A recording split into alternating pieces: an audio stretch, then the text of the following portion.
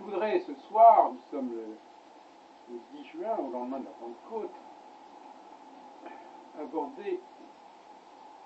revenir sur la question de l'anthropologie du visible, qui interpelle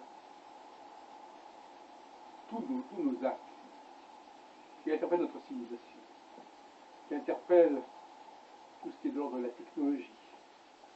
Une technologie qui introduit un autre regard sur le monde que celui qui vient de notre corps et de nos sens. Un télescope voit des choses que nous ne voyons pas à l'œil nu, comme on dit, la nudité. Un microscope aussi, d'ailleurs. Et tout ce qui est fabriqué, tous les objets, quelque part, interfèrent et font écran avec une certaine réalité sensorielle pure. On dit d'ailleurs l'habit ne fait pas le moine.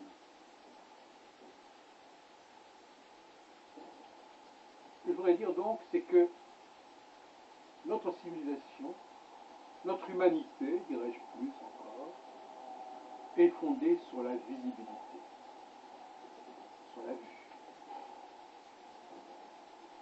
On ne peut pas comprendre notre humanité sans l'importance accordée à la vue. Et il faut comprendre cette humanité dans son histoire, son historicité, et pas uniquement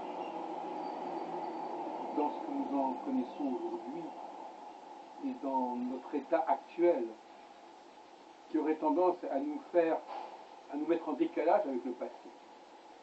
Beaucoup de gens de nos jours sont dans un déni du passé, à commencer par les femmes, qui disent que finalement l'humanité a erré, s'est trompée dans des millénaires, et qu'elle avait pris, elle avait erré, et qu'enfin maintenant, grâce à la science, grâce à la technique, enfin nous avons la vérité.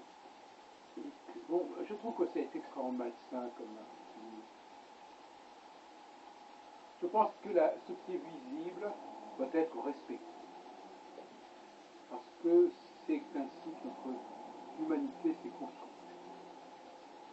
Et ne pas comprendre cela, c'est très grave pour l'avenir de l'humanité.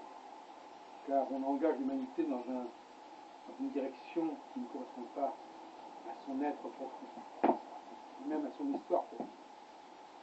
Par conséquent, de revenir sur ces questions qui nous interpellent à de nombreux titres et qui ont des applications multiples. Je commencerai par l'astrologie, puisque nous sommes dans un milieu qui s'intéresse à ces questions. Les astrologues sont les premiers aujourd'hui à enfreindre la loi du visible. Et quand je dis le visible, toujours par référence à l'œil nu. Ce qui n'est visible que par l'objet, par le biais d'un outil, n'est pas de l'ordre du visible. Parce que ce sont des choses que nos ancêtres ne voyaient pas. Or, pour moi, il y a une pérennité de la visibilité qui ne saurait s'accommoder des gadgets modernes. Mais il est vrai aussi que l'on peut dire que l'origine même de la technique est de l'ordre de la substitution et de l'imposture. On en a déjà parlé à plusieurs reprises, mais sous un autre angle. Par la technique, je vais tromper mon monde. Je vais pallier mes déficiences. Et donc, quelque part, il y a quelque chose de diabolique dans la technique. Ce sont des apparences, mais ce sont des apparences qui ne sont pas de l'ordre d'une prévisibilité. C'est une pseudo-visibilité, c'est un faux semblant, c'est un trompe-l'œil. Alors, je voudrais poser les grands principes de cette nouvelle anthropologie, si on peut dire, qui est celle de l'anthropologie. Et notamment, et bien entendu, on est au balbutiement de cette anthropologie du visible, puisqu'elle vient en quelque sorte de se conceptualiser, même si elle a eu des précédents, je dois passer dans ma propre recherche. Je m'intéresse beaucoup à la notion de différence, qui est complètement le corollaire, d'ailleurs, de la visibilité. On ne voit, l'idée de voir ne fait sens que pour distinguer, pour différencier ce qui n'a pas la même apparence.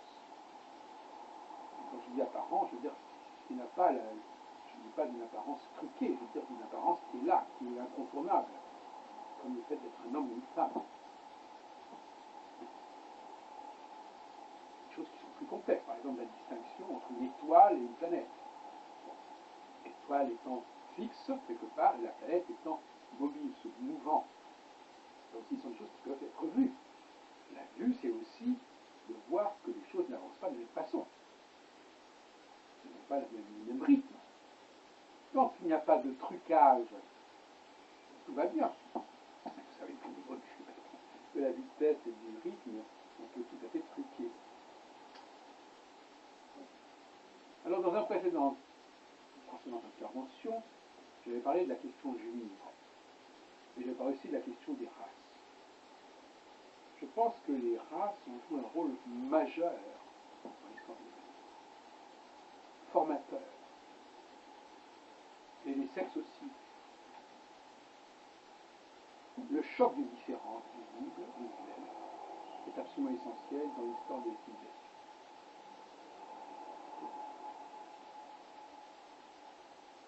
Il suffit qu'une population s'installe au sein d'une autre population pour que quelque chose se crée, quelque chose se mette en place. Vous voyez tous ces exemples de colonisation, de conquête, qui conduisent à des chocs entre cultures, mais des chocs qui sont des chocs visuels. Et quand je dis choc visuel, je n'entends pas uniquement le fait que les gens s'habillent autrement. Parce que s'habiller autrement, à la limite, je peux prendre l'habit de l'autre. Donc je peux m'approprier, je peux voler à l'autre cette apparence. Mais je ne peux pas lui voler sa vie, je ne peux pas lui voler sa peau, je ne peux pas lui voler son sexe. C'est pour ça que la notion de vol et de viol est importante. Ce que je peux voler relève du civil. Mais si je m'en prends à l'autre dans son intégrité physique, je suis dans le pénal. Il est heureux que pour l'instant on en soit encore à distinguer ces deux types. Ce ne sera pas toujours le cas, peut-être. Et les déplacements de population, par exemple les voyages qui conduisent un groupe d'hommes à quitter son groupe d'origine pour arriver vers un autre groupe, eh bien, sont des voyages qui peuvent avoir des conséquences considérables. Au niveau justement de cette notion d'élection, de peuple élu, de personnage élu, pas élu au sens, on n'est pas, alors du temps aujourd'hui dans le monde démocratique, on parle d'élection, on va aux élections, mais normalement l'élection, elle concerne celui qui est différent, celui qui se distingue. Ce n'est pas l'élection qui le distingue, il est distingué par lui-même, et c'est pour ça qu'il est élu.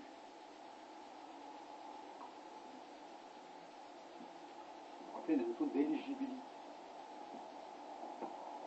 J'ai récemment donc développé certaines hypothèses dans la logique de cette anthropologie cognitive, dans la logique de cette anthropologie de la différence visuelle, même si cette différence visuelle ne serait pas validée par la science moderne, on s'en fout complètement de ça. Ce qui est important, c'est ce qui a été vécu par les hommes pendant des millénaires et qu'on ne peut pas barrer d'un trait en disant oui, mais tout ça c'est de la plaisanterie, ça n'est pas validé par la science actuelle. Il y a en pleine querelle des anciens et des modernes ici. Donc la notion de colon me paraît intéressante. Un colon, c'est quelqu'un qui va ailleurs, qui va s'installer ailleurs. Moi-même, je suis descendant, dans ma famille maternelle, de colons. De gens qui sont nés à Marseille et qui sont partis en Argentine avant la Première Guerre mondiale. Parce que, voilà, il y avait un projet d'implantation, de colonisation, alors le mot a été employé par le baron de Hirsch, colonisation de l'Argentine par des Juifs, des colons, comme il y avait d'ailleurs une colonisation, au sens simplement d'installer des gens comme ça, en Palestine. Alors, on ne peut pas dire le nombre de colonisations qui se sont succédées à travers les siècles est absolument énorme. Et chaque fois, ça a permis une structuration sociale. Parce que la différence visuelle permet d'étayer une hiérarchie, une alternance, une dualité. On peut dire en quelque sorte que la dualité naît de la différence. Et la différence ne peut que s'ancrer sur une différence visuelle. Et la différence visuelle ne peut venir que d'un mouvement, que d'un voyage.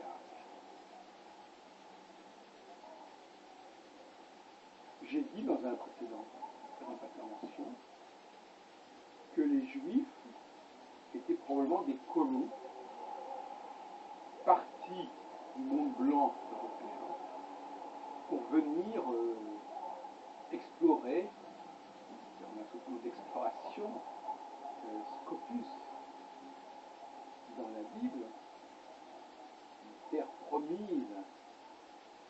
Et moi je la vois plutôt en traversant la Méditerranée, ou encore en traversant le désert de l'Égypte. C'est pas la traversée de la mer Rouge, la traversée de la Méditerranée. Et ils ont traversé donc effectivement les éléments. Ils sont arrivés dans une nouvelle terre où il y avait déjà des populations, bien évidemment. D'ailleurs, toute la question est là. S'il n'y a pas de population, il n'y a pas de différence. Et ces populations leur ont accordé une place particulière. Le peuple élu. Et ces populations, elles n'étaient pas blanches. Si elles avaient été blanches, il n'y aurait pas eu de différenciation. Il fallait qu'il y ait visuellement une différence. On peut dire quelque part que c'est la différence qui existe entre les Juifs et les Arabes, qui n'appartiennent pas stricto sensu à la race blanche, mais qui se différencient d'elle suffisamment pour que le choc du visible et de la différence visuelle soit important. Pas simplement au travers d'un habillement ou d'un mode d'habitat, etc., d'habitude de vie. Il faut qu'il y ait réellement au départ, et c'est intéressant justement que ensuite le fait de jouer sur l'apparence de façon artificielle montre bien précisément qu'au départ cette apparence était importante et que si on n'arrive pas à avoir une véritable différence de l'apparence, eh bien on va en inventer une, on va en créer une, on va en fabriquer une par des expédients techniques, d'habillement. On voit bien que cette nécessité de l'apparence visuelle et de la différence visuelle est fondamentale dans l'histoire de la civilisation.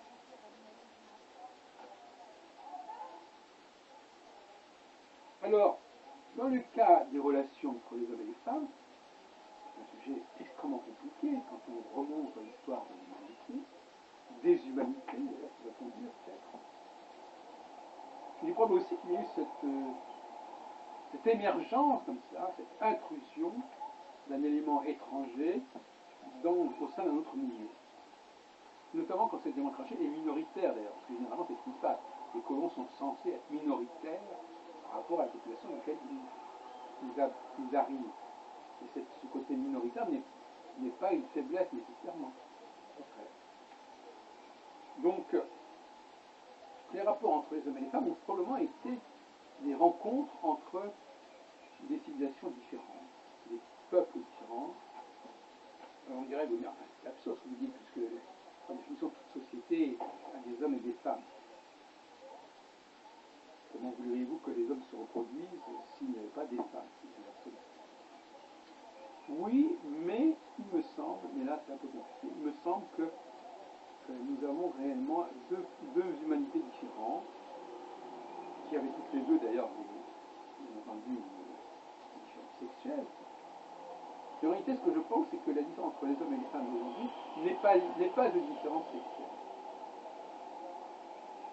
La différence sexuelle est un autre problème, parce que la différence sexuelle, elle était déjà là dans ces populations entre elles, au sein même de leur propre dynamique intérieure. Donc en réalité, je pense que ce sont des humanités qui ont vécu dans des conditions totalement différentes, dans des régions totalement différentes, et qui à un moment donné se sont croisées. Et en se croisant, eh bien, elles ont généré une espèce de mélange hybride avec des essences masculines et des essences féminines. Mais initialement, ce sont des humanités différentes. Bien avant que ce soit des hommes et des femmes, des humanités différentes, donc des humanités qui avaient toutes les deux des hommes et des femmes, et qui se sont confrontés, qui se sont différenciés. Ils ne sont pas différenciés d'ailleurs, quand je dis différenciés, c'est ce que vous parlez, qui ont posé leurs différences. Et dont les différences étant premières, si on peut dire. Et alors là aussi, la question de savoir pourquoi il y a des différences au départ. Alors ça, je ne rentrerai pas dans le détail de savoir pourquoi il y a des différences. Ce qui m'intéresse, c'est le jeu des différences et l'impact des différences, qui peuvent provoquer effectivement des différences, mais qui ne sont pas la clé de la différence initiale, qui est peut-être effectivement darwinienne, d'ailleurs au sens de mutation, qui ont abouti à des différences au départ. Donc on va rester darwinien pour expliquer l'origine des différences, mais ensuite, il y a d'autres facteurs qui interviennent. Donc, pour nous résumer,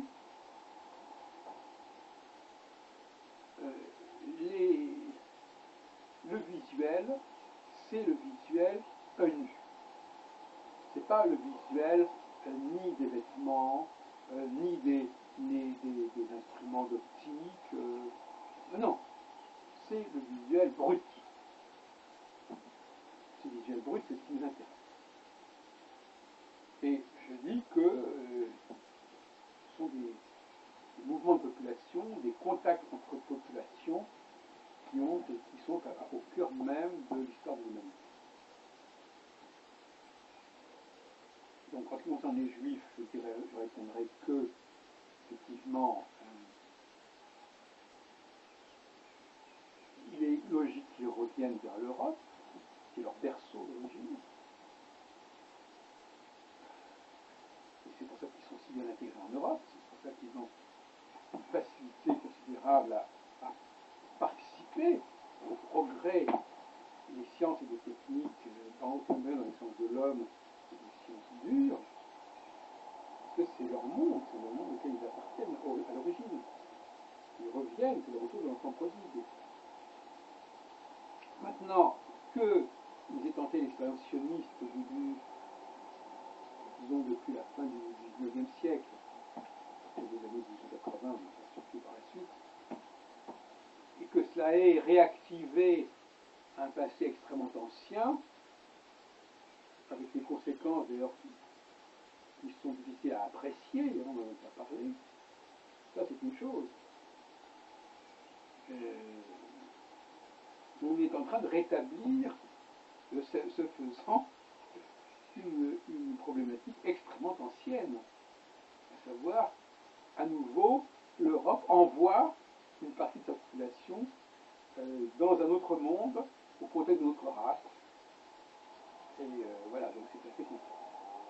Alors je voudrais terminer cette causerie qui est déjà trop longue en revenant sur la question du masculin et du féminin.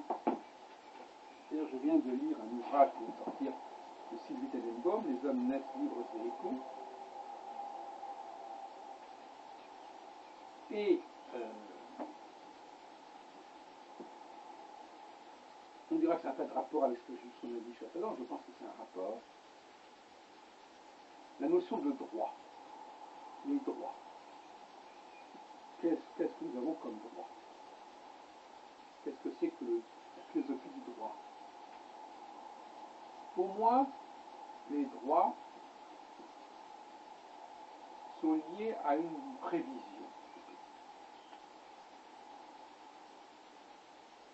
Si je sais que, par exemple, si on emploie par exemple des gens qui sortent de Polytechnique, eh bien ça leur donne des droits.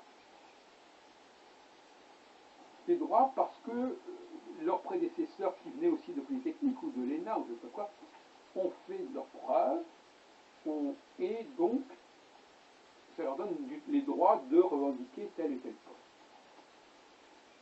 Maintenant, quelqu'un qui n'a pas ce background, il n'a pas les mêmes droits. Donc poser un droit, des droits absolument identiques à tout le monde, c'est une absurdité. Si les femmes, même si la loi décrète quelque part que tout le monde est pareil, quelle que soit la visibilité, quelle que soit l'apparence, c'est déjà une façon de fausser les choses, de forcer les choses. Et c'est là que le droit, etc., a ses limites. Eh bien, le naturel revient au galop. Qu'est-ce que le naturel revient? C'est-à-dire que, bon, on nous décrète ceci, on nous décrète cela, mais néanmoins, on n'en pense pas moins, et ce qui est différent, c'est aussi lié à des potentialités différentes, qu'on juge à tort ou à raison différentes, et ça donne des droits différents. Et l'humanité ne peut pas, je suis désolé, ne peut pas se permettre de jouer autrement. Elle est obligée d'avoir des probabilités, elle est obligée de supposer que, sachant ceci ou cela, connaissant le passé de celui-ci ou celui-là, eh bien, on va lui donner plus de droits, plus de chances, plus de possibilités, liées à la question des valeurs virtuelles. Maintenant, on voudrait nous aveugler, on voudrait nous faire perdre des repères. Non, ne tenez pas compte des repères, ne distinguez pas ceci ou cela, ne distinguez pas les races, ne distinguez pas les sexes. Et non, on est tout le temps en train de généraliser. On est tout le temps en train de projeter des probabilités au vu de ce qu'on sait du passé, au vu de ce qu'on sait de tel ou tel groupe. Alors cessons de discuter de ces questions de droit universel qui serait identique pour tous. C'est complètement faux. Je veux dire, quand c'est faux, ça ne se fait pas comme ça, ça ne se passe pas comme ça. Donc, on ne peut pas passer outre la question de la visibilité. L'esprit humain est ainsi conçu que ce qui est différent est considéré comme ayant un statut, une fonction différente.